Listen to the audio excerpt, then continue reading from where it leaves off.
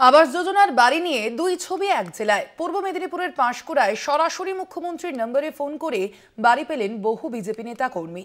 প্রশাসনের দৌড়ে দৌড়ে ঘুরে আবাস যোজনার বাড়ি মেলেনি ষাটোর্ধ্ব তৃণমূল কর্মীর। শহীদ মাতঙ্গিনী ব্লকের ঘটনা।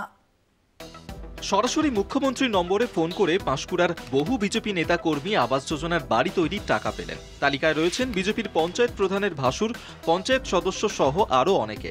পরিষেবা প্রাপকদের দাবি তৃণমূলের আমলে পক্ষপাত হলেও এক হাউর পঞ্চায়েত বিজেপির দখলে, তাই তারা সুবিধা পাচ্ছেন। পাঁশকুড়া ব্লক তৃণমূল কংগ্রেস সভাপতি সুজিত রায় বলেন, মুখ্যমন্ত্রী রাজনৈতিক রং দেখেন না, তাই প্রাপকদের বাড়ি পাইয়ে দিয়েছেন। বিজেপির দাবি মুখ্যমন্ত্রী সবার, রাজনৈতিক পক্ষপাত দুষ্ট হওয়া মুখ্যমন্ত্রীর কাজ নয়। ওই যে মুখ্যমন্ত্রী সরাসরি মুখ্যমন্ত্রীর সঙ্গে কথা বললে যে একটা বাড়ি আমি শুনলাম, তো ডাইরেক্ট আমি ফোনও করেছিলাম, তো দেখলাম, কথা বললাম। কথা বলার পরেও বললেন যে ওনারা বললেন যে ঠিক আছে, ওখানে ইনভেস্টিগেশন হবে, ইনভেস্টিগেশন পরে আমরা দেখব কীভাবে কী হয়। তাই বলে ঠিক আছে। ওনারা একদিন এলেন, আসার পর সব কিছু ইনভেস্টিগেশন করলো, করার পর আমার নামটা এন্ট্রি হয়। এখন দিদি তো মানে সবারই দিদি, মুখ্যমন্ত্রী মানে বাংলার মুখ্যমন্ত্রী, সে তো আমারও মুখ্যমন্ত্রী আর সে সবারই মুখ্যমন্ত্রী। অতএব সেক্ষেত্রে আমার অসুবিধা কোথায় দিদিকে বলে ফোনটা করতে? কারণ আমি প্রকৃতপক্ষে পাওয়ার যোগ্য কিনা এটাই তো বিবেচনা করার দরকার। এবং নির্বাচন ওনারাও করেছেন, সার্ভে ওনারা করেছেন, আমাদের মধ্যে কোনো রকম এতটুকু ইনভলভ আমরা নয়।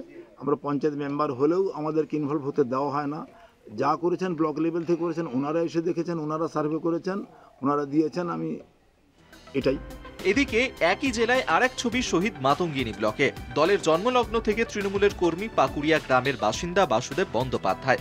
বাংলা আবাস যোজনা কিংবা বার্ধক্য ভাতা কোনোটাই পাননি বলে অভিযোগ ষাটোর্ধ্ব এই মানুষটির।